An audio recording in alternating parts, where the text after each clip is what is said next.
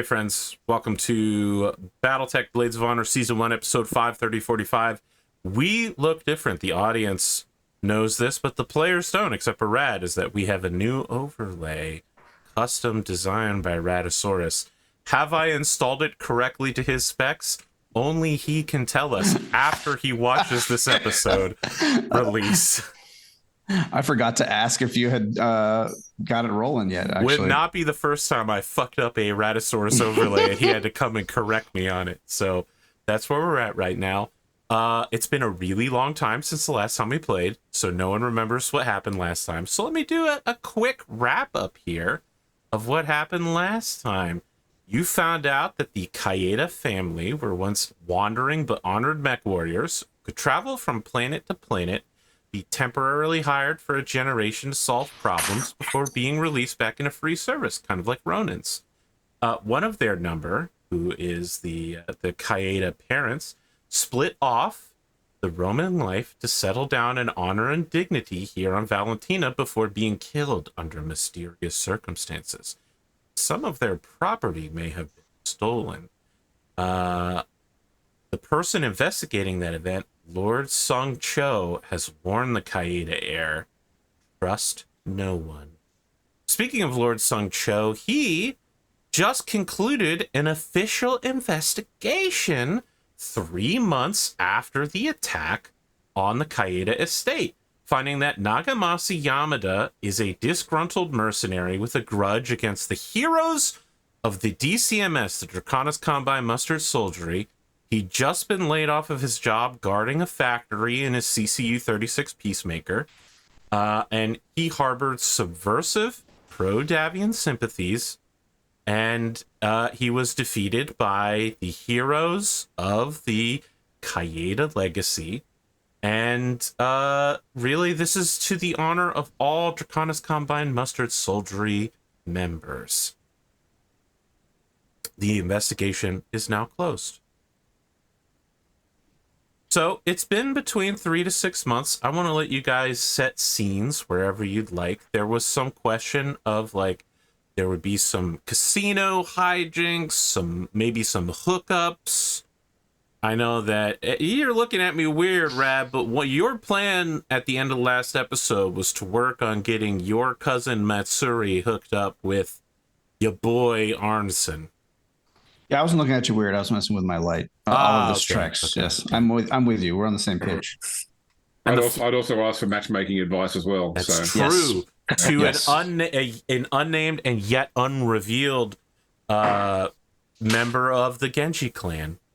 Yes. Your dad would also like to speak with you. The former head of Clan Genji, who passed down his mech and his title to you.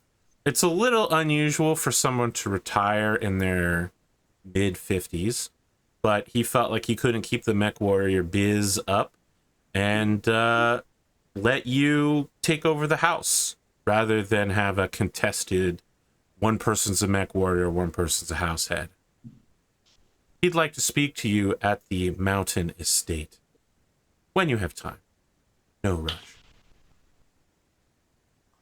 Yeah, I'm available for that. I would like to hear more. Has anything else of note been happening over the last 3 to 6 months? I feel like I would have used that time to press the Mitsuri issue a little bit more. I don't know if there's any kind of update on that. What her current sort of state of affairs is. Her current state of affairs is staying one step out of prison and desperately trying to act out enough to get recognized by the Yakuza and inducted into their ranks. Because she's not technically a Yakuza, she is a dirty street thug who doesn't have the honor of joining a notable and lineaged organization like the Yakuza. They have flatly refused to allow her to join. She's trying to prove herself so that she can join. Do I know why they refused? The same reason that they refuse you, because the two of you are supposed to be samurai or marry samurai and move up to better, more legal, more prestigious things. This is one of those, you have a shot to go straight. What the fuck are you doing down here in the gutter sort of deals? Right. Okay. then at some point I definitely would have taken the opportunity to try and illuminate that to her, right? Like Sure. if in such a way that it would further her goals, right? If she wants to be a criminal overlord, I would just impress upon her that she needs to increase her value to the organization. And the way you do that is through the exchange of favors. So you got to do something they want you to do before they will consider something that you want from them. So I do this very gently over a long period of time to try to continue to nudge her towards reaching out and establishing some sort of courtship with Arnsson. Let's have that as a conversation somewhere. Okay. Where would you like to set this conversation? Where does she like to hang out? She likes to hang out downtown, anywhere that she can be seen by a large number of people in a commercial district, moments before she will cause violence and chaos. Okay, well, I don't want to do that because I don't want to be associated with that. So instead, I'll have it be on my boat. I see. A wise move, I think. She is dressed in like tight, skinny jeans that are pre-distressed or whatever it's called when they're made ripped, and like a crop top with like a little smiling cat face on it, and big gold hoop bangle earring type things, and dark sunglasses. And she is, what is it called when you do champagne and orange juice? I think I know this. Mimosa. Mimosa. She's having a mimosa on your yacht. I would say lounging, I don't think is casual enough. She's inhabiting one of your side sofas on the yacht. In our sunken deck, of course, yeah, obviously. So the sunken deck, the very famous sunken deck. Yeah. Yeah. Okay, I mean, I'm pretty similar, right? I'm doing some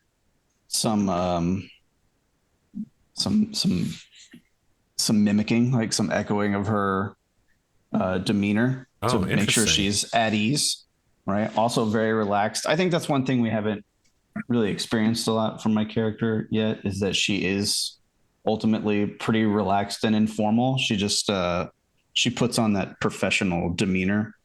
And now that we've had like a time skip of 3 to 6 months, she's probably a lot more informal with her allies, that now that she's gotten to know them here over this time. So I think we're seeing a much less reserved version of her at this point. So yeah, Akari's just kind of hanging out as well, and we'll find a way to kind of, so what have you been up to? How have you been keeping? Oh, I was tuning my hover bike. I wanted to get to the rear end. I didn't think the propulsion was dirty enough. It wasn't tossing up enough debris and trash. It was too clean, too focused. So it does spill air a little bit and has some trouble maneuvering, but I think it gives a good, cool fishtailing look to it, and definitely causes a lot more randomized air eddies and currents. That sounds super boring. Have you considered just trashing that piece of shit and getting an actual respectable bike instead? She pulls herself up from whatever it is she was doing, half laying, half leaning, and she says, not all of us can afford to just trash a hover bike casually and just get a new one. Yeah. Also, I like this one. I put a lot of work into it. I point over at the help and I'm like, he can't afford it. And I point over at another help and I'm like, she can't afford it. You can fucking afford it. You just don't want to. This is why I'm asking the question. It's not a question of money. I like this bike. Okay. Because you put work into it? Yeah. So would you say that putting work into things make them more worthwhile and desirable? I am not stupid. I can see where this is going. She puts the mimosa I'm down in counting on front it. of her, and she says, so let me ask you, Okay. why are you being treated differently than me? Because, Where's your husband that you get set up with? well, I'm working on it, but Oh, you're working. So someone else I am. isn't deciding it for you. no one's deciding it for you either. People who care about you and want to see good things happen to you are trying to give you good advice.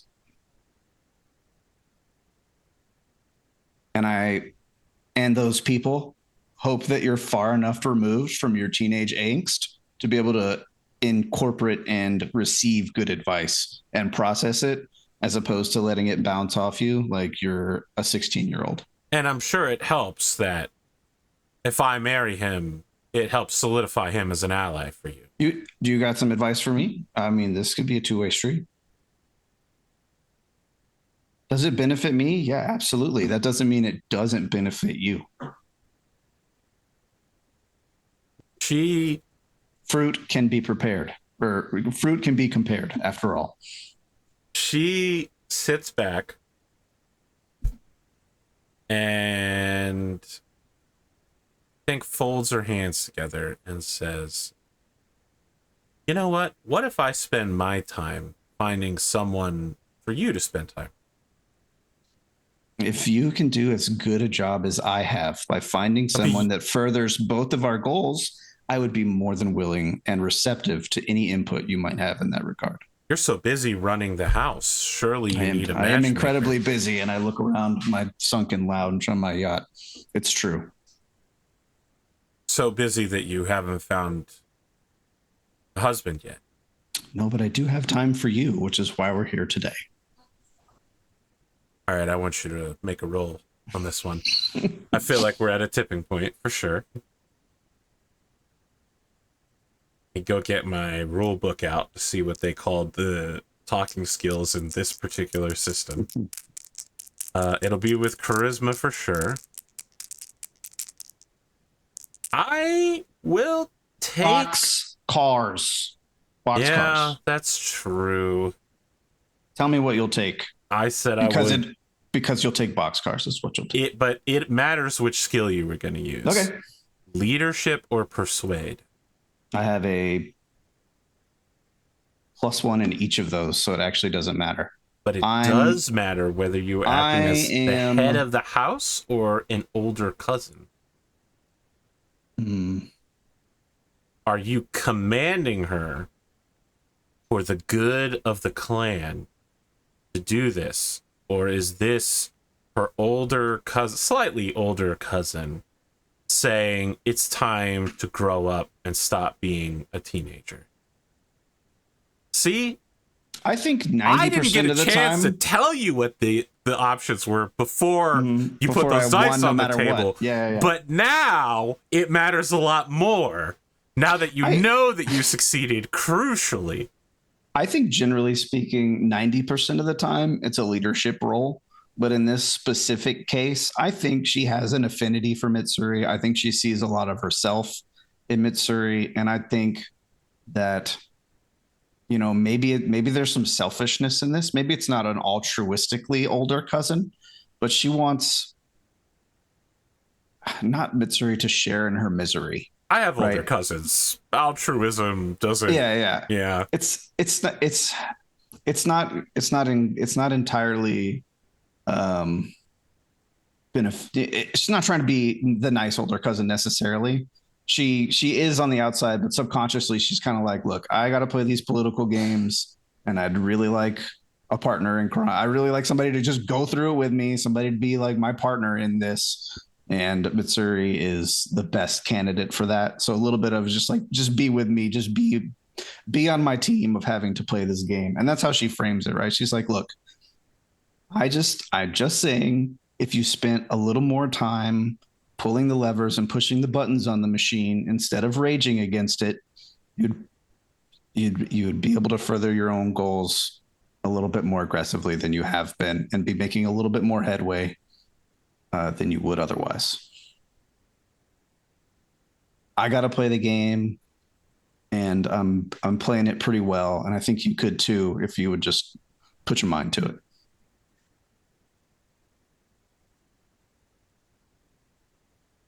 She sips her mimosa through her crazy straw and looks at you over the rim of it and then says, "What's going on with this Detective Hirohito with Unit 893?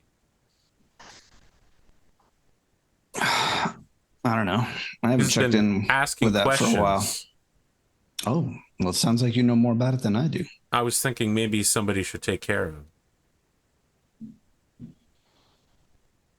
Take him out for a boating trip." You know, I'd be lying if I said I didn't think the same thing, but I don't think we're there yet. Why is that something you're personally interested in? That's the exact opposite of what I just rolled boxcars to persuade you of. Look, you want me to pursue your allies, that's fine. But I have things that I want to do too. Things that I can't do unless the family accepts me. I am here to tell you that that's not going to get you accepted, because that's not what they want you to do. If you want the family to give you what you want, you have to do some things that they want. And going out and doing hood rat shit is the opposite of what they want, Mitsuri. It's the exact opposite. If you want what you want, then you have to give them something they want. You have to give ground to get it. Brad is being distracted by children. I'm going to mention here for the rest of us that Matsuri's shoulders, neck, and face are all going red from like embarrassment and anger at being called a hood rat specifically. You have to elevate yourself to the next level. And if you want to be a professional, whether that's a professional noble or a professional something else for the family, at some point, you're going to have to take the steps that a professional would to achieve that level of success. Okay, going out and causing trouble, doing hits, and tearing up the streets with your dirty hover bike is impressing the wrong people and not the family. I want you to have what you want. And I'm trying to help you by telling you what you're doing is not going to get you what you want. You don't have to do what I tell you to do. I already know that would be a waste of breath to try and make you do what I want you to do. But I'm trying to point out that there are some things you could do differently, right? How much headway have you made into the family over the last year? If you want next year to be different, if you want the future to be different, you have to do something different than from what you did in the past.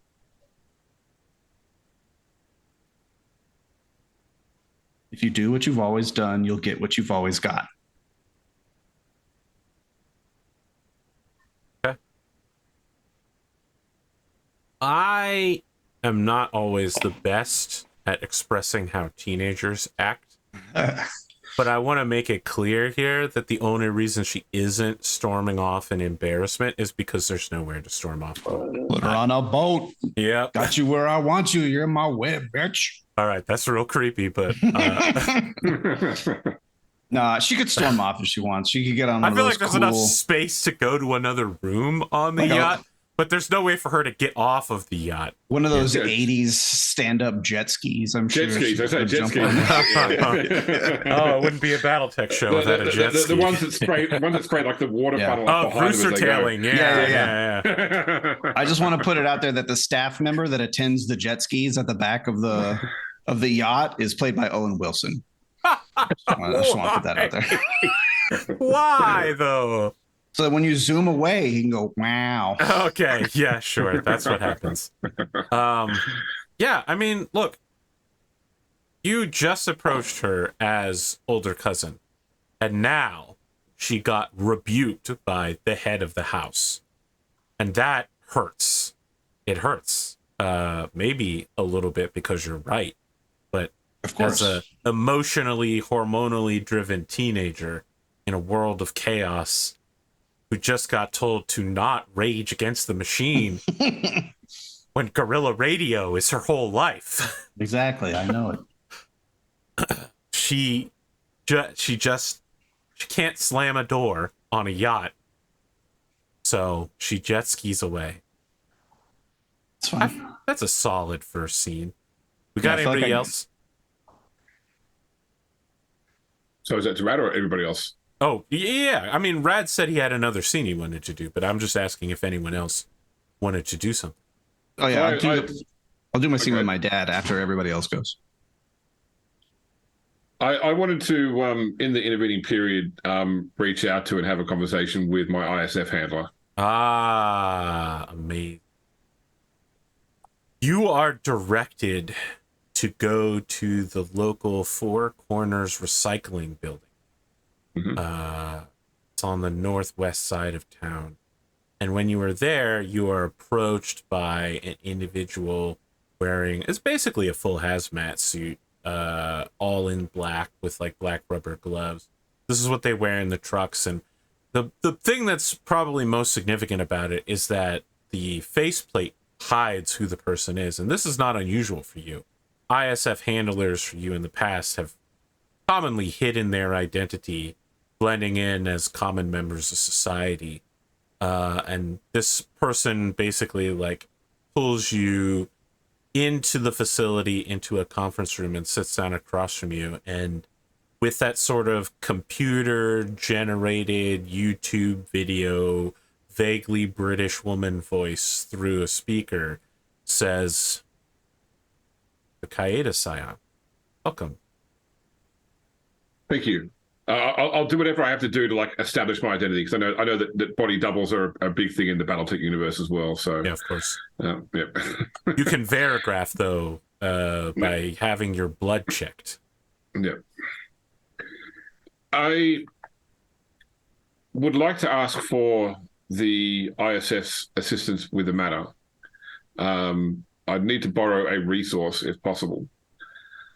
Lord Sancho has been apparently very helpful since I returned to Valentina, and he has provided staff for my residences. He has provided advice, but I still am unsure about how he individually potentially stood to benefit from my parents' disappearance, and I'm conscious of the fact that he has surrounded me with his own people. I intend to hire some additional Henshin staff for the estates. I was hoping that the ISF may have a resource, for example, a former informant who may have had to been moved from their original environment that we could put in place as a member of the family household to simply observe and report on what Cho's agents in my house, or if they do anything which is untoward and not a benefit to the coordinator. I'd like to know. You would like a Metsuki, internal security. Yes, I'm not. I don't mean. I don't expect an agent for this sort of thing. What I was hoping for is that we might have a resource that we've either used or burned previously that needs to be moved, and that they would be willing to take this role as opposed to the alternative. We will send someone to you. Thank you. If there's anything else that I can provide, I can be reached through the regular channels. We need you to establish your identity. Know that Baron Koji's son may be returning from abroad shortly. It would behoove you to keep an eye on the young.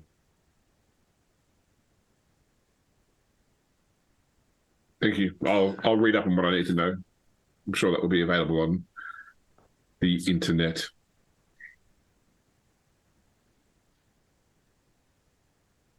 Right. I'll stand up, and if there's anything else, I'll leave without any sort of further. Thank you. All goodbyes. This is Battletech, so the internet's not going to exist for another decade. Yeah, so I imagine there's some sort of public information service I could like read about public figures, for example. Yes, but you do it by transferring floppy disks. Yeah. And punch cards. And what was that library system? Microfiche. Microfiche, yeah. That's all Battletech level shit. Microfiche. Where is the microfilm?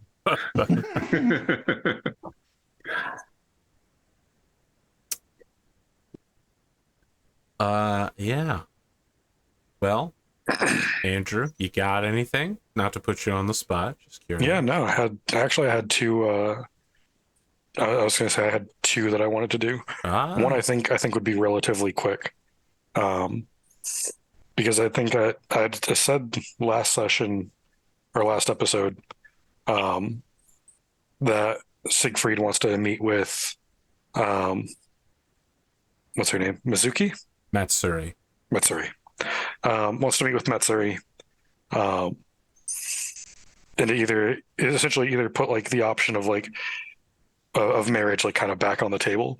But I think before he has his meeting with her, I think he wants to meet with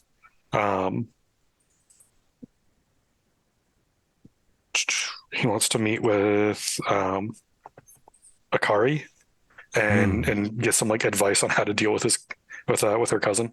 I wouldn't imagine it's on the same day you are being, charter boated up to the yacht as we see the jet ski going away. Yeah, you pass a jet ski on your way. The rider has a helmet on with rabbit ears, so you can't see who it is. Even though it's obviously... I imagine instead of like pulling up in the charter boat, I think I'm pulling up in like the houseboat. Big pontoon boat. Right. So I imagine if a jet ski goes past a houseboat, everything in the houseboat's going to fall over. they're usually flat bottomed and they don't do well with weight. Yeah, but I think that's how that works out. I think Siegfried pulls up to the yacht on that houseboat.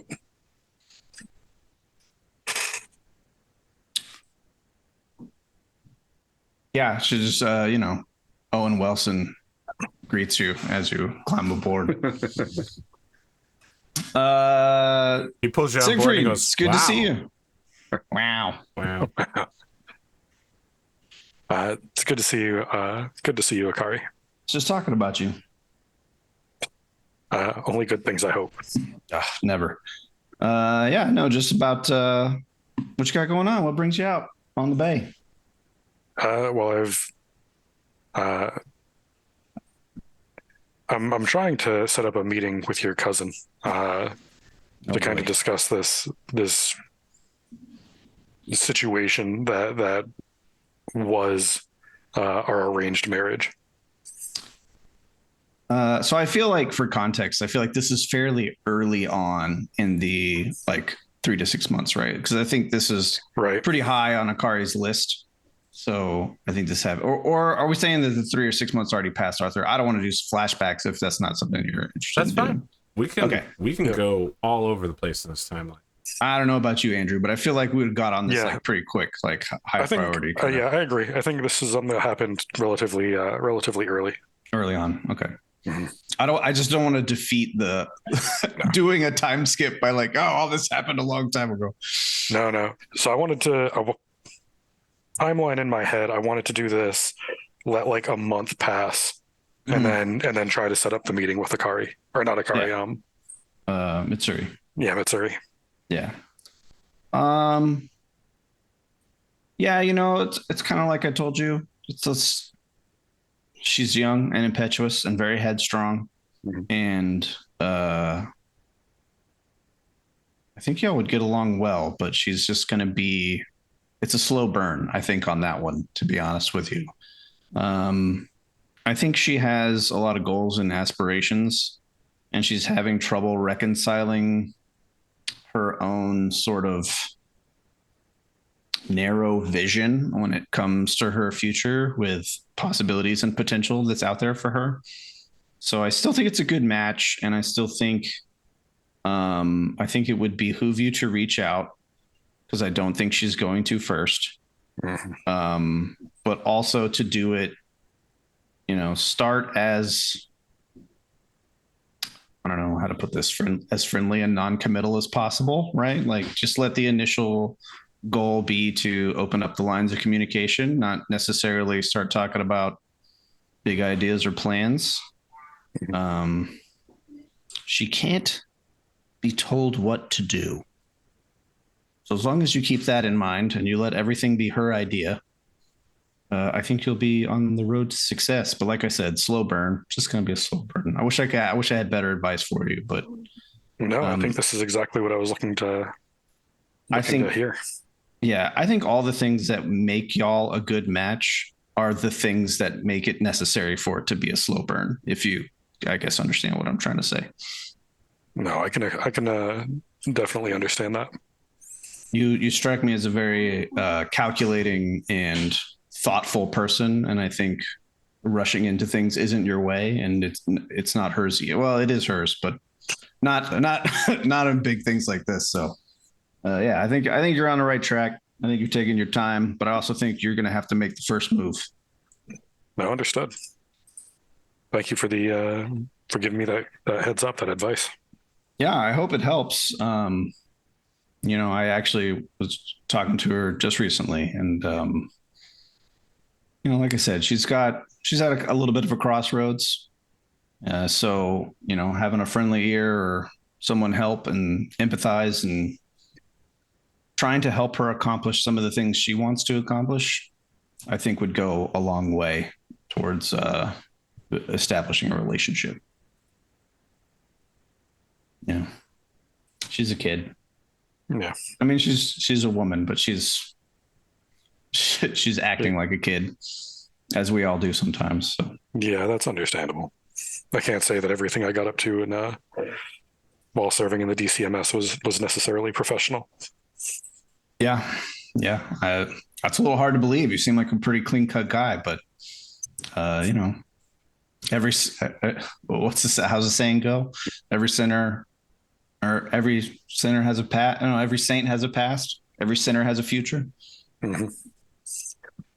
So I'm going to say, out of character, I think Siegfried got the information that he was looking for way faster than he expected to. Yeah. I think the remainder of the visit, he's just kind of shooting the shit with you, and like, yeah, I think we're mainly just talking plans as far as kind of like long term what our goals are. Yeah, we just hang out. She asks about. Is there a drinking beer from the bottle type scene from the two of you? Like... Oh yeah. We're drinking beer and tight zoom in on that label of the primary beer from the Hirokan Highlands. You have to show you're rich. Davian beer? Yeah, to show you're rich, you have to drink foreign beer. It's got to be imported. Yeah. You got to have craft beer. I mean, you can't just get Yingling out of Pennsylvania. How else would you let everyone know that you're better than them? Yeah, true. Can I just to sidestep for a second? I've been that guy in the room who's had the rich person say, "I can't afford what we're doing." So that hit home and stung.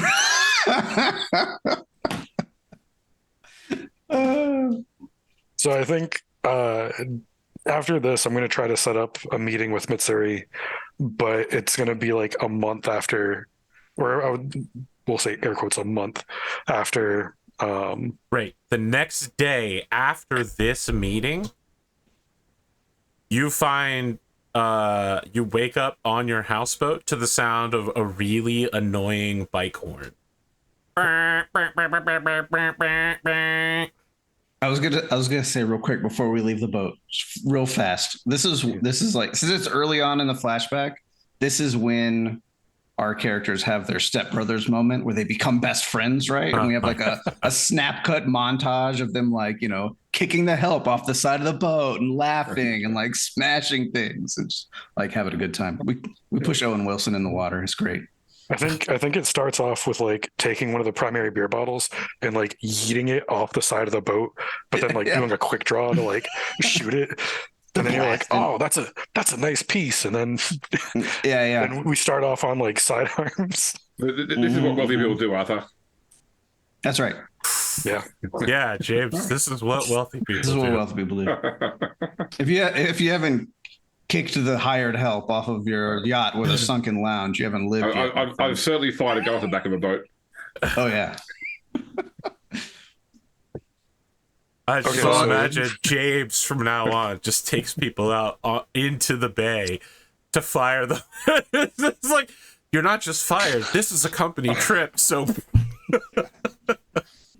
a few years from now, we'll get a scene where we have just like a big barge with a catapult standing on it and a catapult that launches like junk cars into the air. And then we blast the cars over the bay with the catapult. That's going to be a huge fucking barge. That's going to be a car super carrier. I will say this. Fights that take place on boats in my Battletech games rarely go well for the defenders. Or the boat. Yeah, or the boat. So when you hear this noise, you're realizing it's not coming from the side of the boat that is tied up to the river dock. It's coming from the river side of your houseboat. Interesting. So I think I would come out of the houseboat to see what the commotion is. What are you wearing when you come out? Are you like in pajamas or like boxers or a bathrobe? Or Hawaiian shirt. A Hawaiian shirt. Silk kimono, 100%. No, I think or is this like, am I waking up to the sound of the bike horn? Yes. Okay. Crack of dawn. Nude. So I was going to say, yeah, Arnsson strikes me as the kind of guy that sleeps either nude or in his boxers. So I think he's really quickly thrown on some pants that were probably left on the floor, and then throws on maybe like James said, like a button down Hawaiian shirt, but it's still open. So it's like, you know, you can see his chest and everything. Yeah, you're 100% Jimmy buffeting right now. The model of mobility. Yeah. Exactly. You see Matsuri.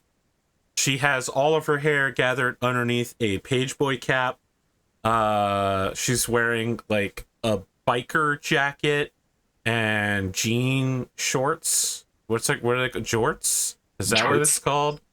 And like huge combat boots. And she has her hover bike and is floating it next to your riverboat. And when she sees you, she says, "Get on, motherfucker." No, go get dressed and then get on. So I think, yeah, he'll probably like put on some more appropriate clothes. Like maybe he'll put on some like blue jeans, throw on probably just like a t-shirt and grab maybe like a jacket. When you come back outside, a white V-neck tucked in, Chuck Taylors, and a lot of grease with slicked back hair. I was trying to think like a greaser, yeah. Pony boy. Yeah. Oh my God. What a deep cut. Sorry to non-Americans on that one. Well, sorry to the Americans as well. Yeah, sorry to yeah. Came from the wrong side of the tracks. Right. Wow, that really threw me off. I haven't thought about that in 20 years.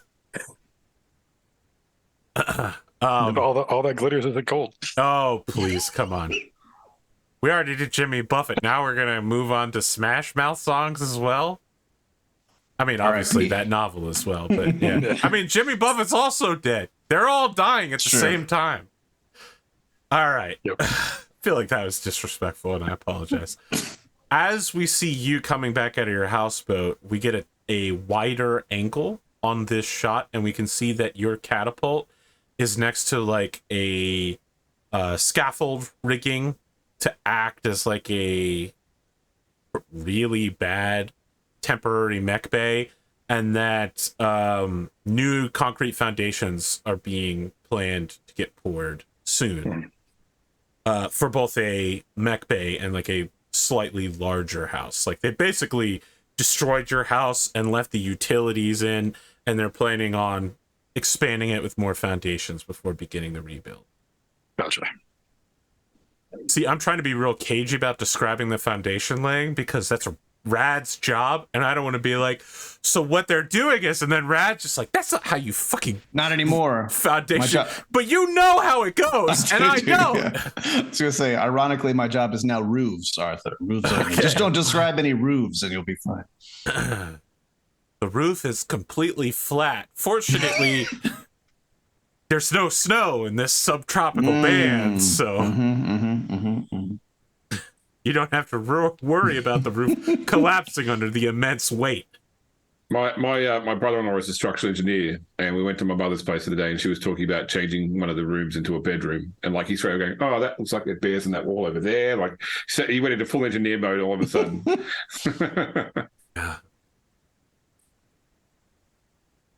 You get on the back of her bike, and by the time you're tucked in, she looks back at you and says, "You don't have a helmet?" Who needs a helmet? All right. She looks at you disgustedly and immediately drives to the nearby shitty beach gift shops to go find you a helmet. And she picks one that's like pink and covered with bunnies. Hold on, I think before we even get off, I'm gonna try to see if I can convince her to steer towards like the horse stables.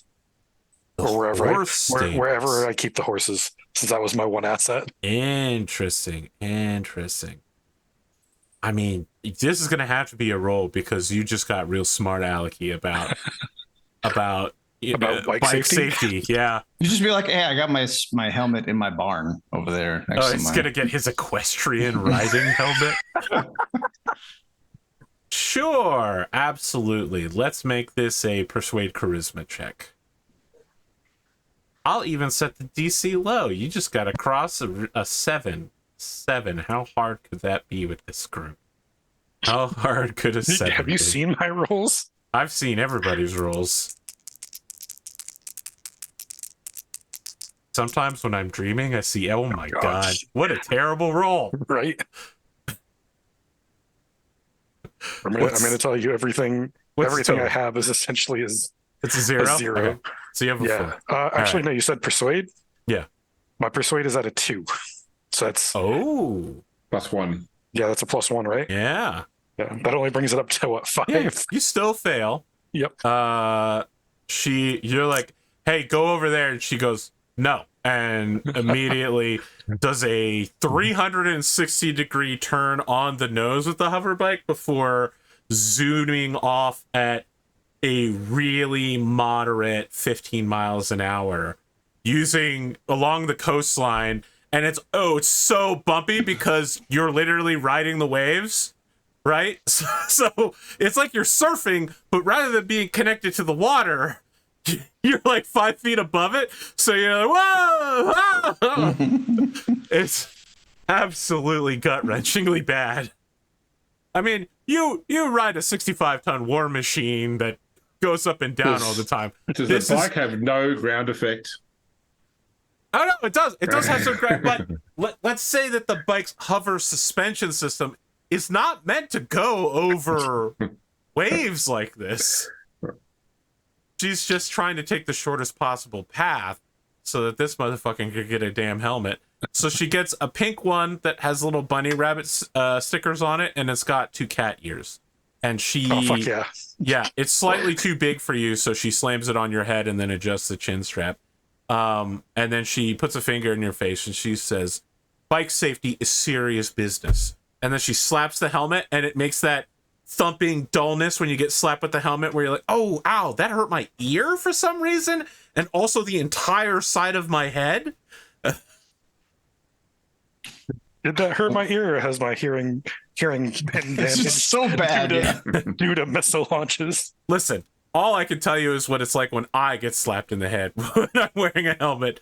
And I've had it enough times that I could describe this successfully. I feel like. Fair enough.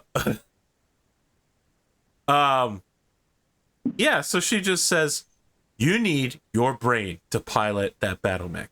And I don't want to be responsible for something bad happening to it because my cousin values you greatly. And if we're going to do this, you need to take your own safety seriously as well. We're going to do what? Where are we going? I don't know. Where do you want to go? I was thinking brunch. I could eat. Lead the way. All right.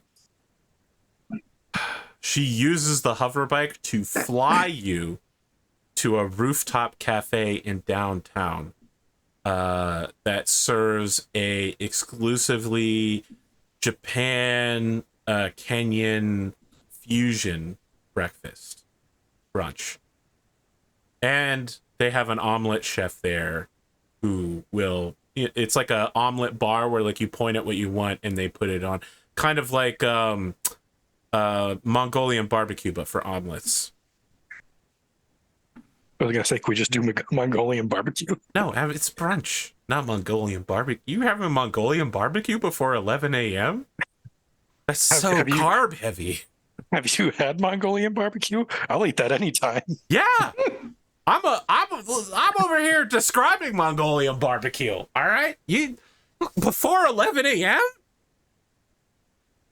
Fuckers eating noodles and tons of meat and grease and shit. It's a bad breakfast, is all I'm saying. Mongolian barbecue. Not good. It's a solid lunch food. It's not breakfast, it's brunch. Well, instead, you get Kenyan Japanese fusion food. Okay. She spends a lot of time observing you and talking casually about several topics. The upcoming festivals. So the big festival on not this specific planet, but this specific city is a different version of Oban. So it's like the Festival of the Dead, which is officially celebrated. It's 3 days long. It has very specific, because again, the Draconis Combine isn't just like, oh, we're Japan. This specific city has a long history, and this specific planet has a long history of Kenyan settlers and like all across Africa. So you get specific kimonos that have that oh my god, I can't believe I already forgot the name of the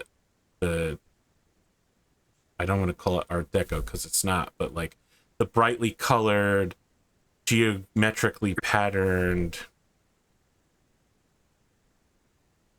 All right, you guys talk about yourself. I'm good. Oh no, so you're talking about like I can't like the pattern you'd see on like African dress. Yeah, but there's a specific one that I cannot remember right now that it was gonna be in. Oh my gosh, my brain has completely escaped my head right now.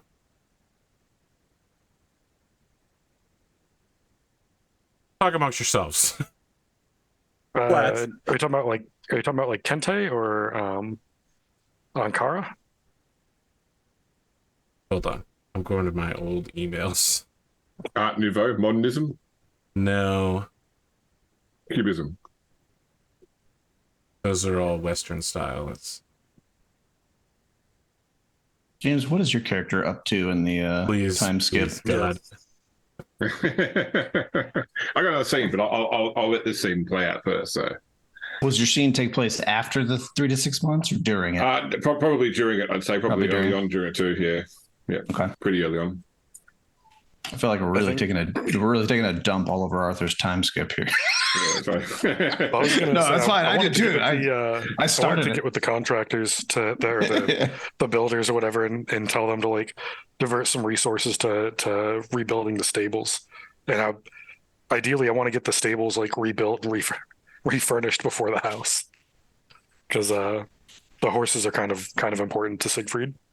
I mean, my scene could become a montage scene through the whole time skip though as well. So, Ah. yeah. Nice. Do we get horses? Some cool like 80s music playing while you're doing your montage? Oh yeah, definitely. Yeah. Yeah. What kind of horses does Siegfried have? What does he have? A particular kind that he specializes in, or? Yes, I actually wrote it down. Oh, really? Yeah. For all the horse people. Yeah. It's always funny when you have a role playing against someone who's obsessed with horse flesh. Every time someone's, oh, he's riding a horse. What kind of horse?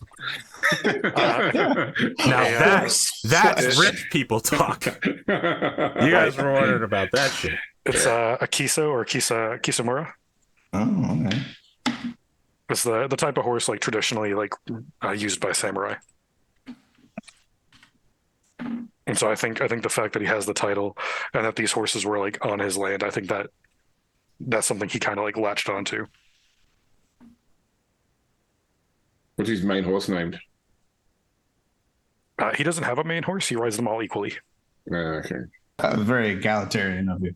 How many? If we have to pick one, we'll say its name is Royal. How many hands is your highest horse? So many hands. Should have said I hadn't 23. thought of that one. It's a dashiki. All right, there we go. Dashiki, okay. I got there. And so it's kimonos in a dashiki style, basically really bright colors, lots of reds, yellows, greens, and blues. And then it has very, I mean, I don't know how to just, it's not like I'm some sort of wordsmith or I'm supposed to be able to describe things visually, but dashikis have a very specific geometric pattern style that I don't feel like I can convey in words. Fortunately, the internet will provide you with pictures of them quite easily. So you need a specific kimono for the Oban Festival. Yeah, she's just discussing like if you'd like to go get kimonos with her. We have a cute kimono shopping montage. Yeah. I mean, so it should be noted. Okay, I'm back on my game now. My brain is finally set here.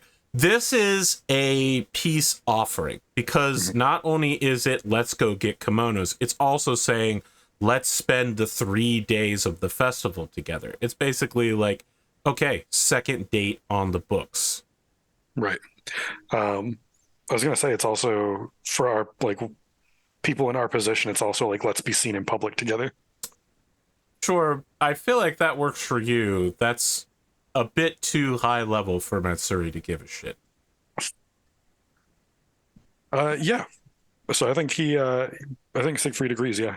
I think like after they're not in the restaurant, but I think if they have like a moment where it's kind of like just them, I think he pulls her aside to kind of like get real like blunt and like kind of brass tacks with her. So I think he kind of pulls her off to the side and says like, listen, let's assume this is happening in the we'll set the scene. We'll say it's in the dress shop or in the kimono shop. I think he'll pull her aside and be like, listen, I know we were arranged to be wed. I don't expect you to be beholden to that, and I don't want you to feel like you have to be. I would like the opportunity to get to know you and for us to date and see where this goes. I need you to understand that is the wrong thing to say to her. So while she continues looking at various patterns of cloth, and her expression turns cold, and she half turns towards you and says,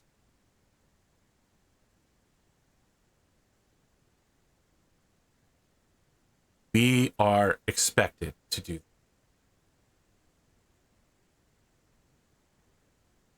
If this it's been made clear to me that this is something that we need to do.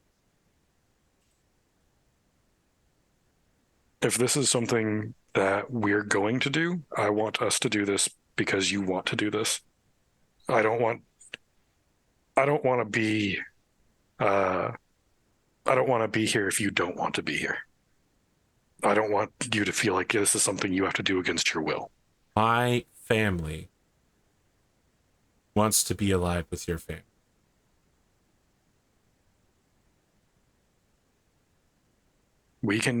Our families can be aligned without having to force this. Listen, I have dreams and aspirations, and I'm sure you do as well. And I would like to build a relationship where we can help each other reach those. But I don't want it to be something built off of a foundation of feeling like we have to be here.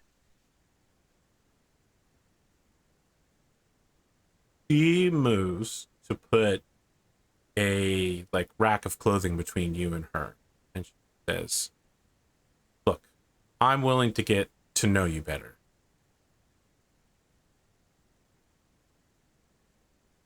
But you're talking a lot of romantic formality,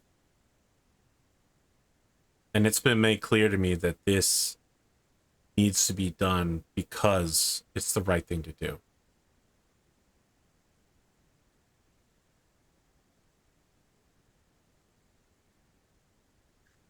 I don't think romance has to be a part of it, but I would like there to be at least some friendship." Sure. Let's start there.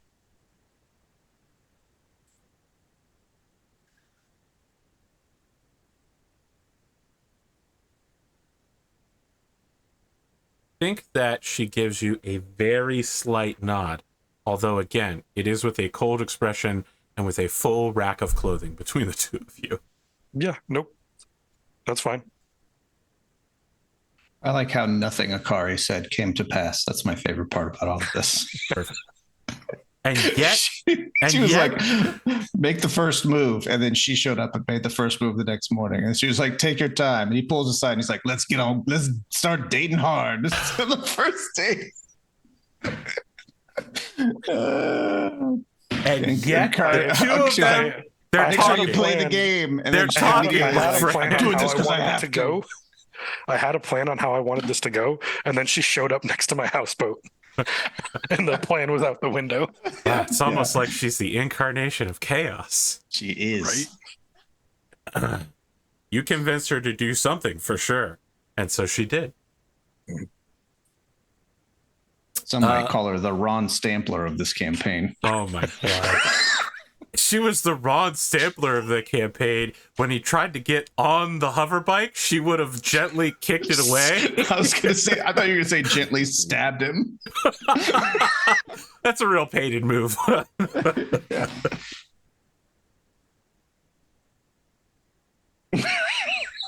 That's a Dungeons and Daddies reference for everybody. Rad and I have been fucking tearing our way through the series. If you're not watching it, you're wrong. You better Pokemon go to the polls. I'm telling you, Rad, you got to watch that episode on Spotify. All right. I'm going to because I have gone through the entire series. I'm current as of today. Yeah. I'm way I caught up to season 2 today. All right. Wow. Interesting. Okay. Who has another scene? Because it sounds like several of you had more you wanted to do. James has got lots planned. Let's talk to him. James, you want to do... I heard you want to do a lunch- montage. Let me just be really clear here. You also have to tell me what the song is that goes with the montage. Okay. Well, my lunch is time in 1 minute, so why don't you do Rad's second scene first, and I'll come back and do mine after that. Rad, you just got deflected. I did. What's that like? It's like when somebody throws a dodgeball at your friend's face and it bounces off their face and hits you instead, or in addition. It's like when Ron gives an idea and everyone says, okay, dad huddle over here. Only real dads. Everyone except Ron. What do you got for me for number 2? I guess I'm going to talk to my dad. Oh, you're going to go talk to your dad, huh? Well, Sure, yeah. We're I still don't know. keeping What else am I going to do? Dungeons and Daddies. So Yeah, I need to get the daddy magic. make your way to the main house atop the mountains. It is, despite the subtropical temperatures of local area, it's cooler up here. You know, it's tall. There's always a constant breeze. Your dad is at his memorial room. So it's rice paneled walling. There's a small shrine there for his parents and for your mother's parents that have been set up that you can see that incense is burning at. You can see that there is a nameplate that says Ox King. There's a picture of the mech that he initially gave you, which is a Whitworth 1S that he piloted for many years.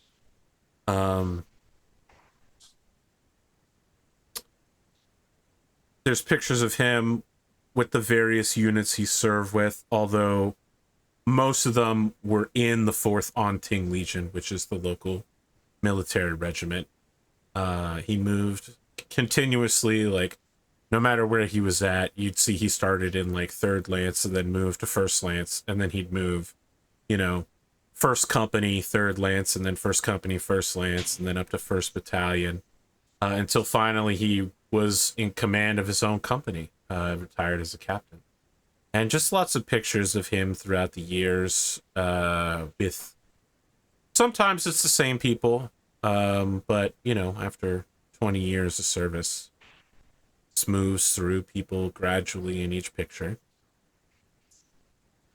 There is a single sword on one wall, on the northern wall. The sword, it's a Genji house sword. It's basically your sword. Like, this is where it stays when you're not using it. And then the south wall has swords that he's won over the years in duels or official bouts. There's 13 of them there. He is at the eastern wall, which has big openable doors.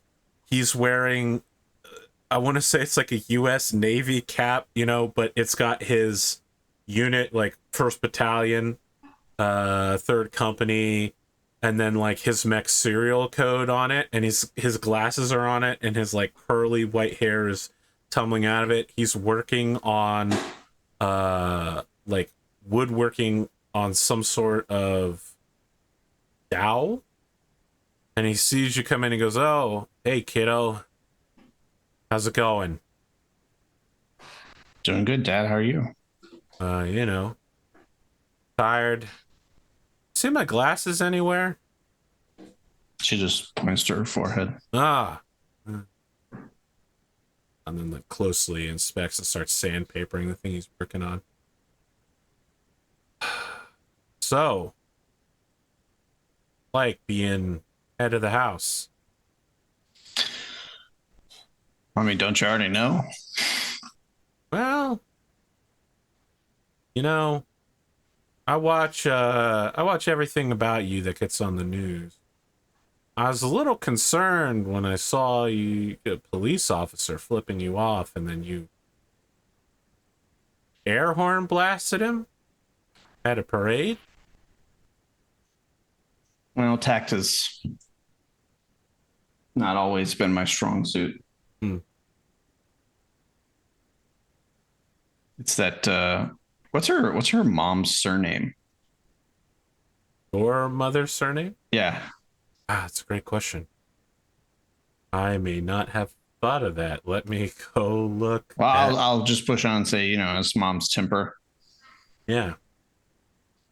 Yeah. But it's a lot, you know, being heavy weighs the crown, I guess they say. Is that what they say? Yeah, come over here, pop a squat real quick. I kind of like grab a piece of scrap wood or something that's laying around and kind of fidget with it while I, you know, kind of hop up and sit on the workbench. You get a fresh blast of cool mountain air.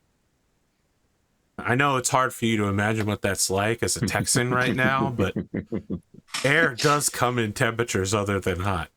It was like 90 degrees outside today, and I almost felt like I needed a jacket. It was so cold. Don't worry, your blood will adjust back to normal temperatures. Normal from human. Texas, just to be clear. Yeah. Yeah, so look, I wanted to talk to you about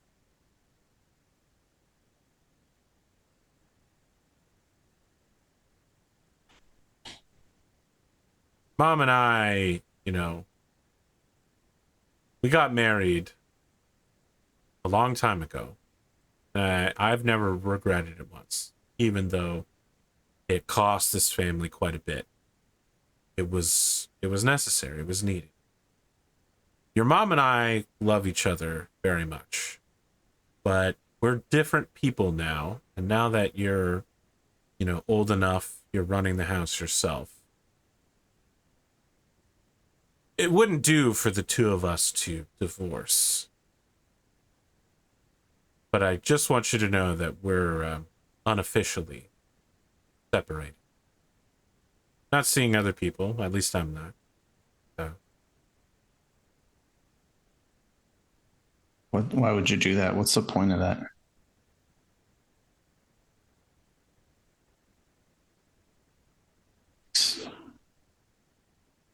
I think she's gone kind of a little cold.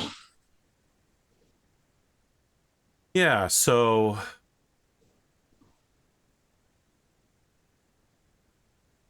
I mean, you've made it this far. Why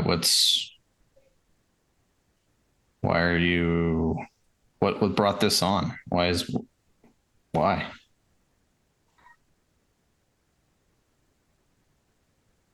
look.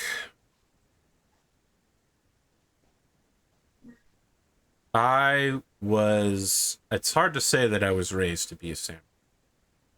I was raised to be a knight. And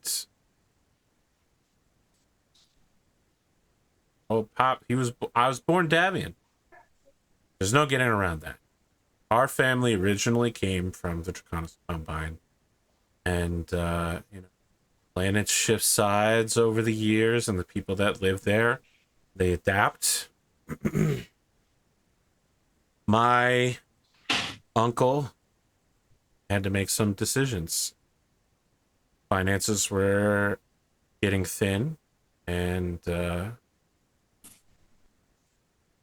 what does that have to do with you and Mom, Dad? well, turns to look at the family sword.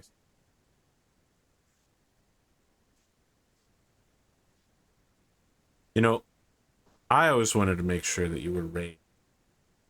You could make your own decisions in this. Now that you're old enough, I wanted to make sure that you were the house head. Be able to drive things how you wanted. Because I didn't always get that chance. Decisions were made for me. Is that what this is about? You made me head of household so you could do what you want?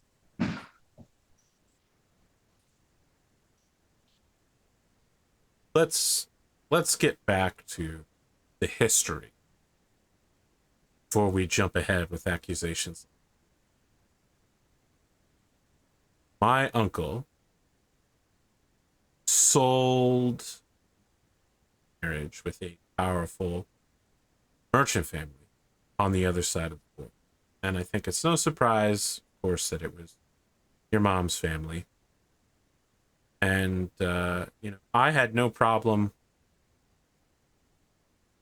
becoming a samurai. Certainly wasn't raised that way. But the title was thrust on me.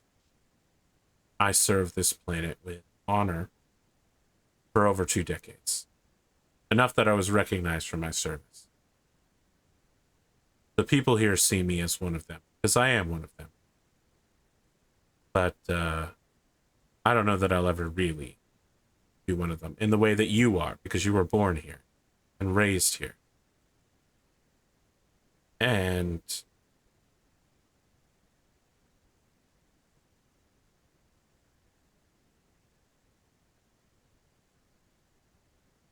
being a noble, you don't always, there are a lot of freedoms and a lot of privileges that come with it, but you don't always get to do what you want. And I've tried to set up the best life for you.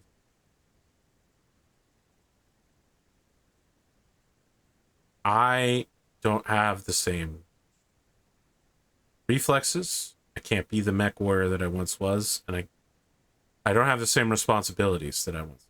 And your mom is your mom. She is a very driven woman, and She wants to walk a very specific path.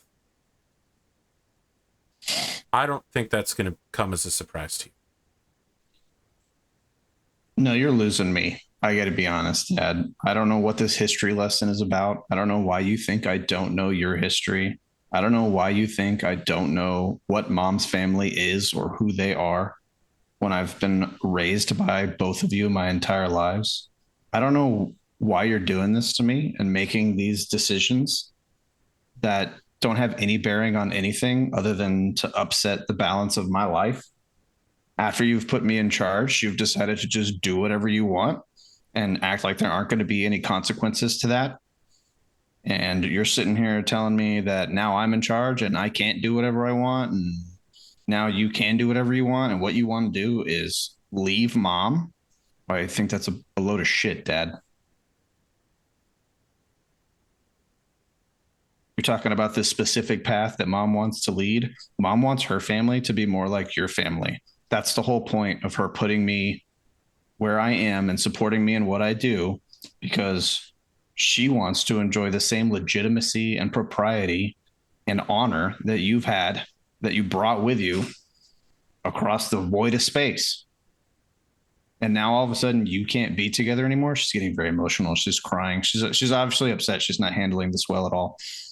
So I think this is bullshit and I'm not going to stand here and listen to it anymore. And she goes to leave. And then she stops about halfway and she turns around and she walks back and she takes the sword off the wall and then she leaves the rest of the way. The family sword? Yeah. I think that hurts him more than anything else. You go get a water ski? She wanted to hurt him. Do what? You gotta get a jet ski and jet ski away. Jet ski off the top of a mountain. yeah. I have a giant water slide that goes from the top of the mountain all the way down to the bay. There's jet ski there and I get on it. No. This is why you don't have an assault mech, because you spend all the money on the water slide. I put the giant katana over my head and I spin it like a helicopter from Rebels and I fly off. Oh my God. You know, as soon as you said you put it over your head, I knew Rebels was going to come up. Fucking knew it. Oh, yeah, she intentionally goes out of her way to hurt her dad's feelings because she's very upset because the idea of her parents divorcing is super upsetting to her. They are specifically not divorcing, though. They're quietly separated. To her, they're emotionally divorcing, and that's enough. They are emotionally. That's all that she cares about. Very clear. They're staying together for the kids because that always works so well. Right. Yeah. You know, my favorite part about this conversation is Rad is going like, I don't know why you're telling me all these things I know. When I'm like, I'm explaining this to the audience. I know. That's why I didn't stop. I was like, I'm going to let this go on. Arthur's got some exposition that he's giving out here. I don't want to stop it too soon. Oh, my God. She, you know, it's not rational. It's an entirely emotional decision. She's just lashing out. She's not happy about this. The unity of her father's way of life and her mother's way of life is something she's internalized, and it's a big part of her self-actualized identity. These two worlds, it's a core memory, right? It's central to her belief system. Canon event. So yeah, it's a canon event. So to think that it's all for nothing or that it doesn't work or it's actually dysfunctional is a little bit earth-shattering to her. So she's just gonna storm away and go find a place to cry. I think she needs to believe she can be both.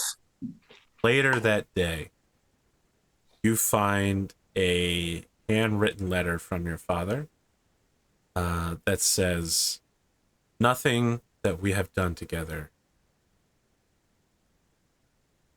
You are the perfect union of two people.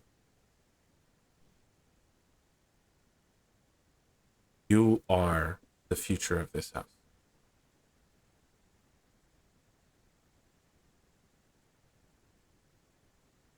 And that's all it says. Oh, but it's signed. Harder. It's signed, Dad.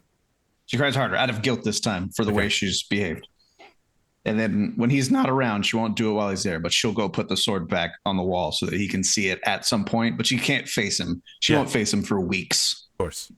He won't see her. Sure, I've been a teenager. Been upset with my parents. Yeah.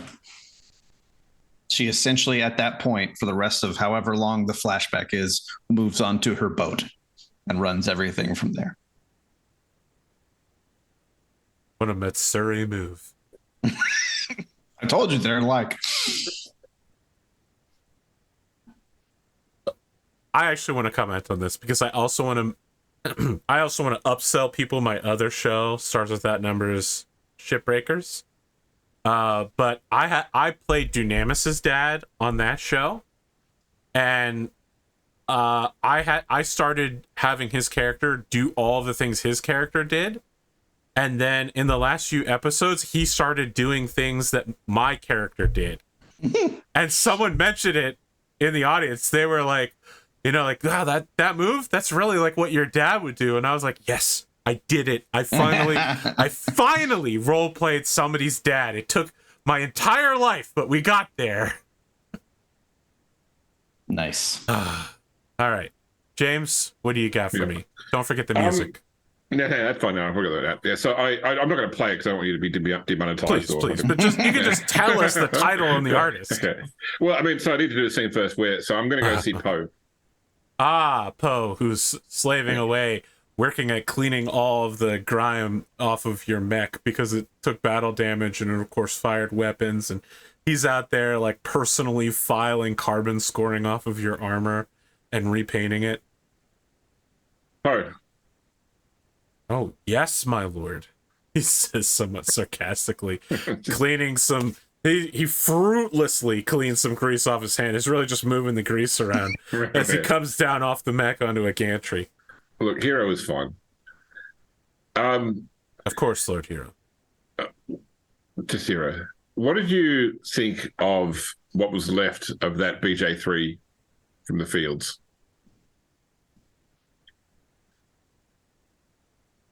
I thought we could make a project of it. I mean, look, it's got a lot of unusual parts. It's going to be hard to find more double heat sinks. But I thought that if we took the time, if you're willing to make a project out of this, I'm happy to sort of throw in whatever I can. I'm not a tech, obviously, but I'll spend whatever time is required in here to assist the Aztecs. I'll look to try and find any parts you need. I'll speak with the city lord about having it released from evidence. I think it's going to be a long time. It's going to be expensive, but the good news for you is that double heat sinks are getting less rare every year. I mean, the guitarist got them too, so we obviously need a line on double heat sinks to keep my neck maintained. But I know some people at Lethean Armor Works. So, if the city releases it, we can do this as a project. I mean, I don't have a pilot for it, but I mean, I figure that our little group of samurai needs to get towards a lance when we can. Never a bad idea to have a backup mech. I've seen what you do in the field. Yeah. I'll offer him my hand in spite of the fact his hands are covered in grease. Okay. He shakes your hand. Yeah, all right. And then he moves it into a predator man shake. So yeah, no, it's like, you know, it's it's like two guys bonding on working on a car. You know? Yeah. So I was like, this guy's not. He's not old enough for this to be a father-son thing, so this has to be best friends working on a vehicle together. Yeah, it's it. Yeah. So, and I'm torn between Paul Engelman's "Push It to the Limit" or Robert Tapper's "No Easy Way Out." No, let's push it to the limit for sure. Walk along the razor's edge. Yeah. Push it to the limit. I imagine the scene from Teenage Mutant Ninja Turtles where Casey Jones and Donatello are working on fixing the old truck. Calling each other names alphabetically.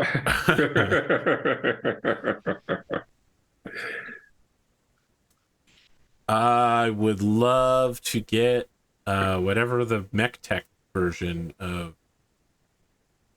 Rolls is.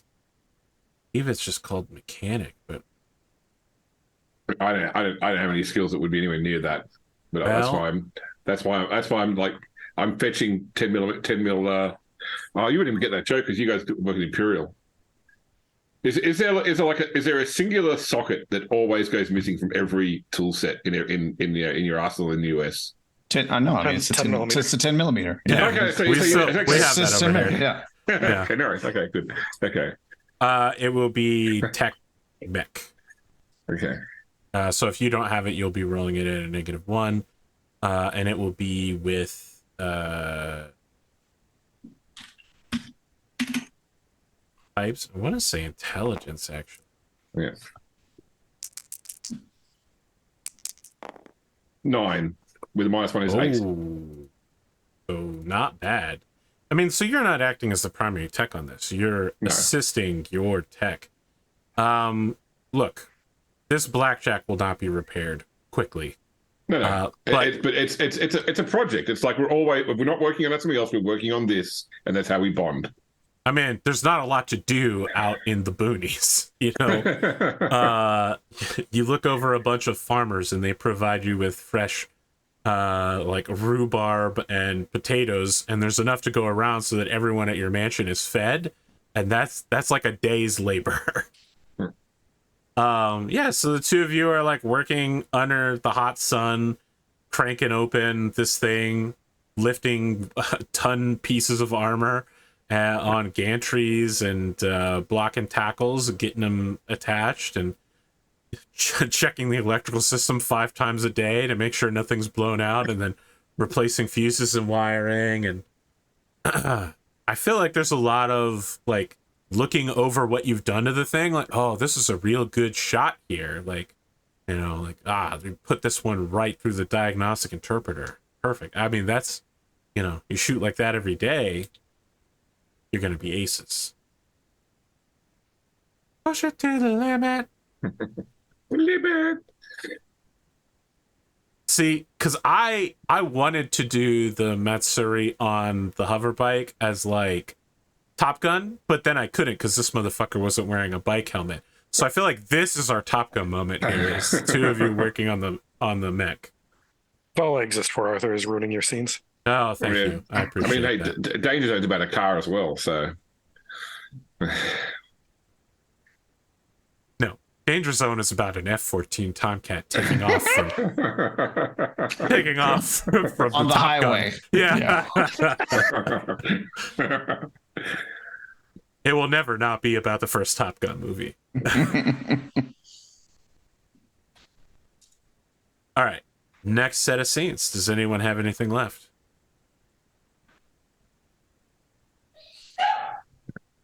The dog. I want to ask how the 6 months later, how's the casino project going?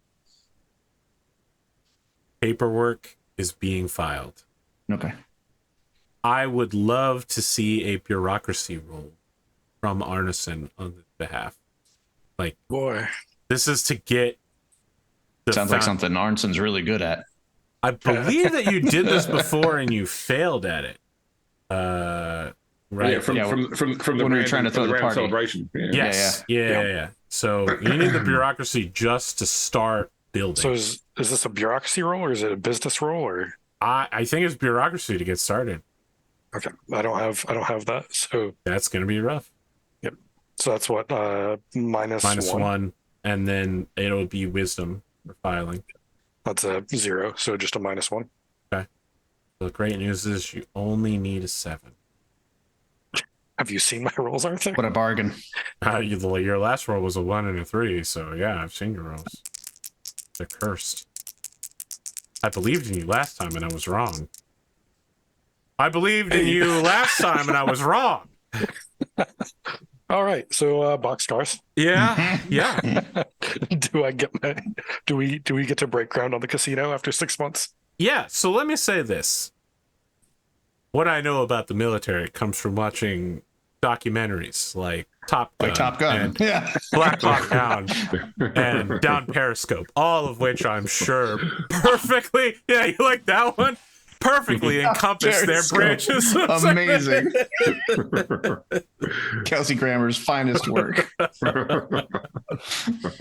I assume, though, given the complaints about some modern military operations, that there is a lot of paperwork for a regular soldier to fill out. And that failing to fill that paperwork out will result in a circle of interactions that go, if this is not filled out correctly, bring it back to me. Yes. Your paperwork when you walk into Baron Koji's administrative halls is immaculate. I believe the first scene of this show was set in that hall. Like, it's a long hallway. There are sub offices all off to the side. His official residence is, or his official like clan meeting hall is at the end of it. You are in these side offices, and people are looking to like bounce you around and show their little petty bureaucratic power over you and criticize your paperwork. Your shit is flawless. You are like me when I walk into the DMV. They're like, oh, I'm sure you did. And then I'm like, no, here it is, filled out in triplicate. And here is everything else you need. And they're like, oh, great. Okay, well, now we can move along with that, can't we? Tell me you've never met a bureaucrat who's done that to you. There was some salt in that could only have been accumulated through real life experience. Personal experience. Yeah. Listen, there are some people out there that want you to fail so that they can show how much better they are than you. That sassy little head bob you did there told me everything I needed to know. I was like, Arthur has intimate knowledge of these people. I can tell. You have perfect paperwork in the correct order. Each person you go to signs off on it immediately. There's nothing to object to. You've got the sign off from workers provided by House Genji on loan that no one's saying are Yakuza, but yeah, they're probably Yakuza. Your construction company is already underway. You're a noble. You fast track everything, and you set yourself up to start with the construction role, and then we go to hiring and business. It's a 4-part role. Okay. But, you know, it's going to take years to construct a casino out of nowhere. Mm-hmm. It's solid, though. I think that the big change that we see is that rather than a open grassland, there's now, like, the grass has all been removed. There is like earthworking equipment and a big sign that says future site of. Oh, we need a name? Well, it's the sign, unless you want the sign to say. It's probably the builders, like the builders sarking on the side of the fence. It's like another great, Metricon building or something. But yeah. You can tell James construction sites. Another great building by Ryan Holmes. No, wait. No, I'm trying not to doom this project. I don't want to say it because it'll set you back farther, but what would have really happened next is now it would go in design for like 18 months to 2 years before ground even gets broke. That's part of the construction rule. Yeah, I haven't even thought of a name for this casino yet. So okay, I'll get back to you on that one. There is a removable plastic sticker that says name pending.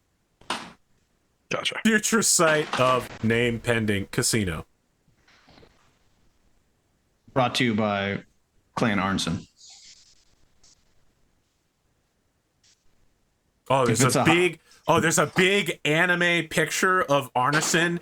He's like super Viking eyes, and he's got like a comically large thumbs up. Like the thumb is bigger than his head. It's got the like helmet with the 2 horns coming out of him. Exactly. Yeah.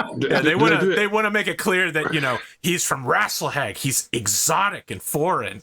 Do they do that thing in America where they get like the 3D render of the building that's going to be there and paint it on the side of the bunting so you can see like what it's going to look like? Yeah. Pay big bucks to have that 3D render put on a big sign there. I've never heard of this, but do y'all not do that in Australia? Our construction expert says yes. So, oh yeah. It's a thing. It might surprise you to hear that I don't commonly attend construction sites. That requires going outside and being near people. You're really missing out. Do you break ground on new casinos though, Arthur? No, James. I don't even regularly go to casinos. Your giant pair of novelty scissors don't get a lot of use. That's a shame. Or your golden-headed shovel for breaking ground. Sounds like you're really behind on your grand openings and groundbreaking ceremonies, Arthur. One day we'll grand opening and groundbreak the APGamingREAL offices at Daily Bard LLC. In 20 years when I'm retiring, I'm going to be like, that's it. I finally have enough I'm done. YouTube views. Opened and closed for business. Thank you, everyone.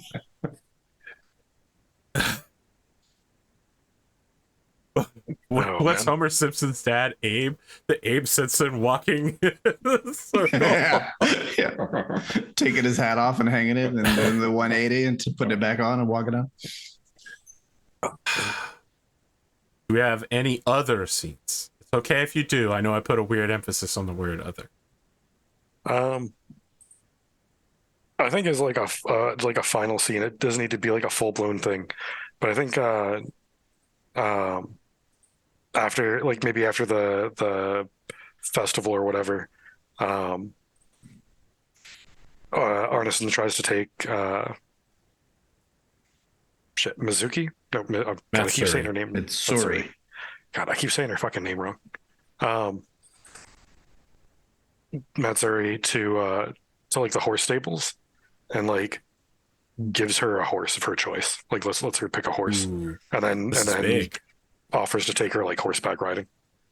Okay. It might not surprise you to hear that Masuri is good at riding, but horse riding is not actually in her purview.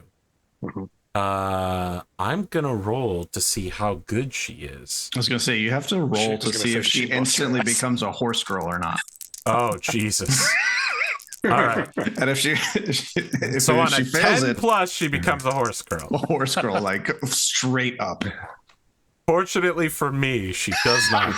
But also, she requires a lot of help from you during these horse riding sessions. She does not take to it well. Especially if your horse is 23 hands high, which is like taller than the biggest horse that ever lived. Yes, I know. The tallest horse that ever lived was like 20.21. Yeah. It's a regular sized horse, but it has hover horseshoes, which cause it to float. It's a super Like several feet above Clydesdale. the It's ground. 23 heads. Like Listen, what's James, his these name? motherfuckers Ruben didn't song? even know how many hands high a horse was. I said 23 because I'm trying to say something slightly shocking. I was shocked. I accepted it. 23, Straight up you as better be fact. I was like, sounds like an average horse to me. An average horse is one of the big fucking New York City Clydesdales isn't even 23 hands high. This is like that 15,000-pound horse in that Lubelin song. I have You're no saying idea. Clan Arnsson is famous for its dire horses. Ah, yeah, the Yes. dire horse. That's what you call an animal that's just somewhat bigger than normal. And angrier. Yeah. Yeah, she's not good at riding horses and requires a lot of assistance from you. But does she like it? Well, the question is, how good are you as an instructor? And guess what? Instructor is a skill. So I got to roll for it. Yeah, instructor wisdom. Well, this is going to be at a -1 again Well, because I don't think I have instructor. take my breath away. Papa. We're just doing the whole Top Gun right now. We're going to rip every single scene. The two of you riding your motorcycle horse. What was the No! What are you doing? You can't do this to me. Where are the 1-3s? Blasted it. She you falls took my, in love. You took my shitty roll, Arthur. Pa, pa, pa, pa, pa. Yeah. Pa, pa. All right, at least it wasn't double sixes. You All right, Some I'm scenes of them. gonna put you on the spot, asshole. What did she name her horse? Oh, are you? Well, hold on. Are you telling me you gave her a full-grown rideable horse without a name? Yeah. Yeah. What do you mean? Yeah. Yeah. The horse people in obviously. the audience are exploding into the lower atmosphere. Yeah, You're never it's only got the breed name right now. It's called like Yeah. Hercules and John III Oh, until she gets my like a God. regular name. And he taught her to ride it with the precision and expert loving care that could not possibly fail Hold to on. foster a Oh, lifelong whoa, loving hold on. relationship. Sorry, you have a -1 to this? Yeah, so it's a 7. There's no expert care on a 7. We get a scene of them running down the beach on their horses. Crawling over the finish all of it. line is not. Frolicking. I will give you the frolicking on the beach for sure. That's very Matsuri. What's the name of the horse and why is it Artex? It's Viking, actually. Oh. The name of the horse is Viking. Okay. Rad just hurt me a little. Strange name for a mare.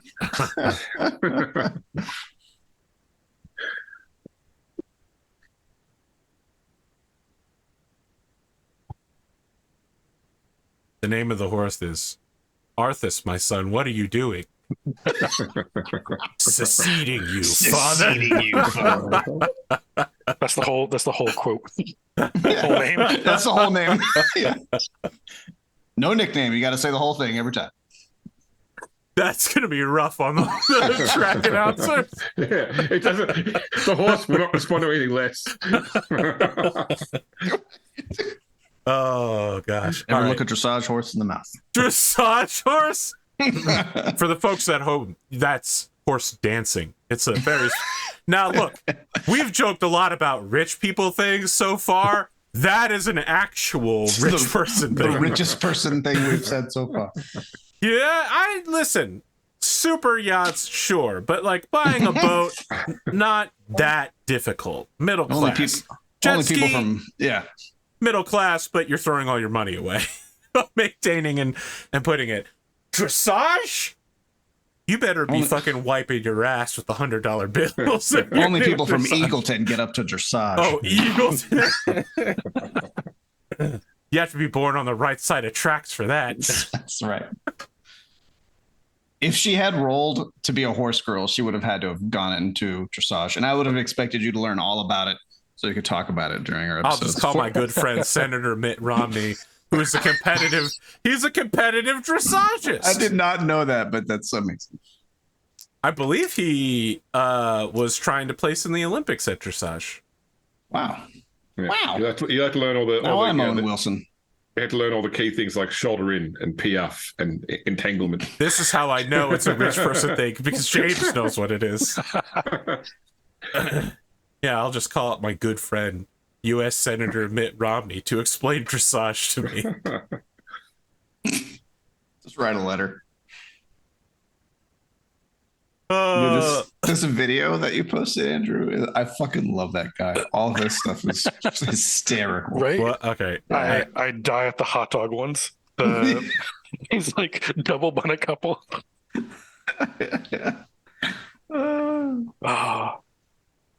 Remember when we played games for the audience? Yeah, fuck them. Listen, I mean, the audience fucking loves this show. Don't even. We fucked around most of the time, and the audience is going to be like, "This is one of the best episodes they've ever given us." It's like the old formula was like intros, game, outros. Now it's just like one big intro with some game mixed through it. I was really afraid that it was gonna mess up our viewership when I got on Discord and basically just took a big shit all over everybody that watches the show. Well, we haven't had an episode since then, so we don't know if that's true or not. But then Sam got and was like, backed me up, and I was like, all right, me and Sam are like, we're kindred spirits. Oh yeah, because Sam's also very difficult to get a hold of, and oh wow, that was that was a listen. mean If shot. you watch this show, I'm happy if it makes you happy, and if it doesn't make you happy, I don't care. For those people who aren't on Discord, there was a long talk about the way we were playing Alpha Strike. And my defense is and always will be, we're here to play for the players, and, maybe we'll use the slight alternative rules. Kind of sounds like maybe we won't, though. This gathered cast doesn't seem very interested in the Death from Above Wargaming rules. Maybe just I think I might be. I don't know. I got to learn a little bit more about regular Alpha Strike and get a few more reps under my belt, and then I think I could be down to like I was going to say complexify it like a little bit. There probably is a good middle ground. That like pilot dice immediately doubles the amount of turns it takes to play. It's very popular, and it also literally, statistically, it will double the amount of turns because it means you're going to hit half as much. The main thing I don't like about the DFA stuff, and sorry to go on a sideline here, is the fact that they change how all the ranges work. Mm-hmm. Which changes how, and they've done it themselves. This is not a catalyst or a faster thing. Right. So you can't be guaranteed then that all the units are balanced appropriately to their PV based upon their house rules about adding an extreme range and the differences to hit at different ranges like that. They obviously, a lot of work has been done by Catalyst to balance the PVs on the system they use, and they don't change EPVs when they change their range system. So when I said we weren't ready for DFA, what I meant was James doesn't like it, and I didn't want to specifically say it was James, but he just added himself. So yeah.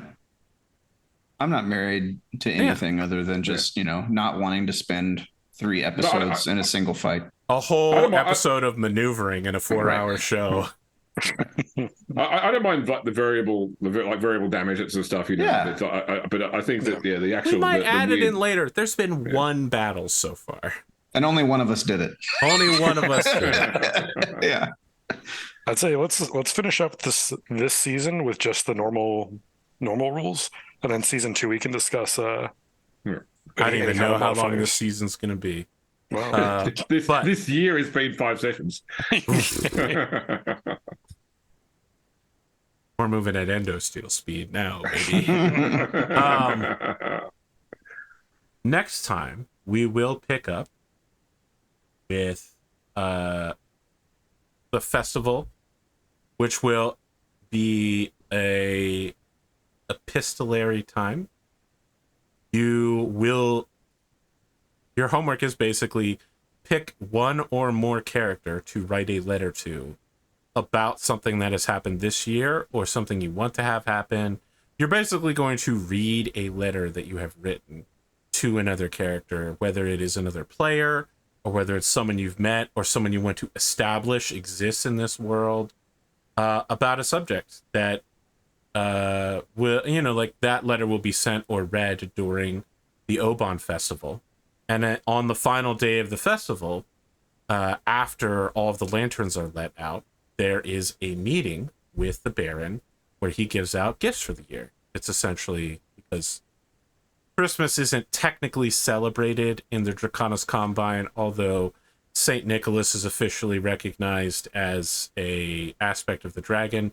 Celebrating the birth and death of a religious figure like Jesus Christ is totally outlawed. So gifts instead on Valentina are given on the final day of Oak, where he will pass out gifts to you and outline his plans for the next year.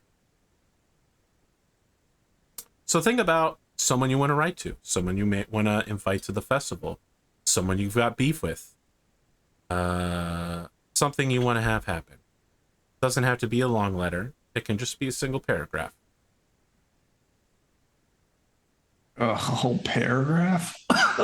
That's right, I'm just kidding. An English paragraph with 3 to 5 sentences minimum. In English? Jesus. Would you like to do it in Esperanto or Negative? Write it in English, Google Translate to Japanese, and give that to Arthur. And then my God! Translate it into Japanese and then back into English and then read that out loud. I'm going to translate it into Swedish and then translate it into Japanese. Have you seen that YouTube channel where the girl goes through and takes like lyrics for songs, like runs them through like 15 different translations, No. and then sings them in the theme of the song? Like, comes out in English. Yeah. I'll always remember, and I don't remember. It's a fever dream. I don't remember the details. There was an episode of News Radio. Did anybody watch News Radio? Old show. News Radio is a great show, and they did an episode. I don't remember what it was about, but the name of the episode was like Jimmy James, Macho Business Donkey Wrestler, and it was basically about how a letter had been translated into Japanese and then translated back into English. And the whole episode was about this miscommunication. And at one point they read the letter and I just remember crying, laughing. It's one of the funniest episodes of television I had ever seen. So I'm going to ask them, Google it. Before you finish up, and no spoilers if you answer yes, but Rad, are you watching Ahsoka? Yeah, I just started this past week, and I haven't watched the entirety of this week's episode, but I've gotten through about half of it. Okay. My opinions are mixed. Okay. As it is with most modern Star Wars efforts, I feel like recently. There's some stuff I really like, and then there's some other stuff that some of it I feel like is Dave Filoni writing a love letter to himself, and I'm kind of I could live with or without it. Andor was a real rough first 2.5 episodes, and then it fucking was amazing. As long as you're into that kind of thing. I love the people that have putting Chopper's words through like a like a filter to put him back into Dave Lee's original words as well. Oh, really? Like how psychotic that droid is. That's awesome. You mean Chopper, the war criminal? That's right. Yeah, like at one point, yeah, like Hero's like, we can't shoot it down; it'll crash into the city. And Chopper's response is that bad? Is that from Ahsoka? Because that also sounds like something that happened in Rebels. Yeah, no, it's in this more than once.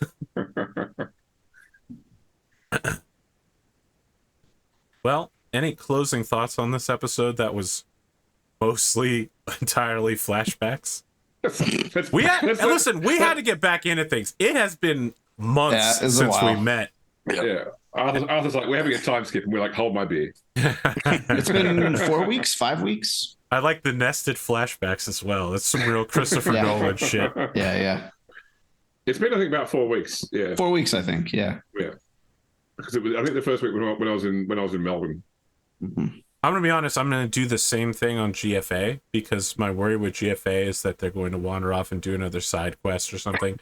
So I'm gonna start the episode by indicating that they're currently on an airship with their entire army, and then I'm going to give them the option of flash back to how they got there. But that way, I've established that they are with the army on the airship headed to the location, and there can be no deviation from this. Yeah. What's that point of no return sign we're flying past? Exactly. I told you about that point of no return sign already. I'm just worried you guys are going to go fight the fucking vampires or something.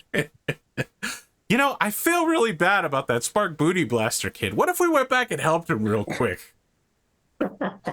That's my greatest fear, is that you're gonna Dark Heresy us for sure, or Rogue Trader us. What happened to Drogo Roundcast? Whatever happened to Drogo Roundcast? Indeed. That's the lost episode we don't talk about. It's the Star Wars Holiday Special.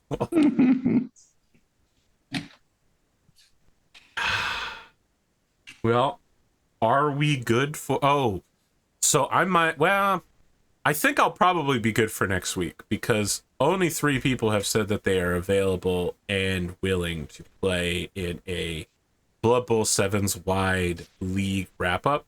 So, I mean, it's not enough people to run a Town of Salem game. Probably we will still have this game if everyone's available. Everyone's nodding. I'm going to assume that this is a blood pack. Yeah. All right, we're all locked in here. There's no backing out. I'll see you all next week. Patreon, thank you for being so patient with us. Thank you for your support. Shows like this are seen first by you because you give money to the show, which is spent on Raddosaurus. And maybe one day I'll buy a new computer with that money. I keep saying I will, and then I spend it on our work. You might be disappointed with our 4-week break, but if you paid more, we'd probably run more. That's right. It's true. You would need to pay significantly more for me to pay these people to show up regularly. There you go. Now you know what you need to do. Now, when you don't get the content you want, it's on you. Yeah, you would need to pay at least $180 more per episode. Arthur he'll be opening up the Ultra Mega Platinum level where you just pay him $80,000 a year, and then boom, we'll have episodes twice a week if you want. Where you get listed as an executive producer credits. And one day of a year that you and I will meet in a warehouse and you can stand over my shoulder and tell me what I'm doing wrong during one show of your choice. Yeah. You have to wear a mask, and I do too. All right. Not an N52 mask, like an Iron Man mask, or something like that, like a Halloween mask. No. Man in the Iron Mask. Yeah. We both have to wear them though, so you don't know which one of us is actually the king. You have to wear a life-size replica of those shitty Mech Warrior helmets. This is just Arthur's attempt to put a body double in his place, though, so he doesn't have to go. How Battletech of me. That is one of my favorite parts of Battletech lore. Is Hans Davian's clone double is like, what? He's like William Shatnering. He's like, what? I'm a clone, but I serve the Capellan Confederation. But I'm Davian. I kill myself. And I'm like, oh, You kill yourself. So yeah, okay, all right. Has anybody watched the trailer for Wonka yet? By the way, No, I haven't. I have no intention of ever watching okay. it. Okay, This is the one with what's his name, right? The kid from Doom. Timothy Chalamet. Yeah. Yeah. Because apparently they've got Hugh Grant is playing the Oompa Loompas. All of them? Well, they've only played with one person in the past. Okay. So. That's pretty funny. Sounds like a nightmare. Yeah. I feel like I know 100% of what I ever want to know about Charlie and the Chocolate Factory. I solidly read the book, seen the movie, I'm done. Speaking of done, so's this show.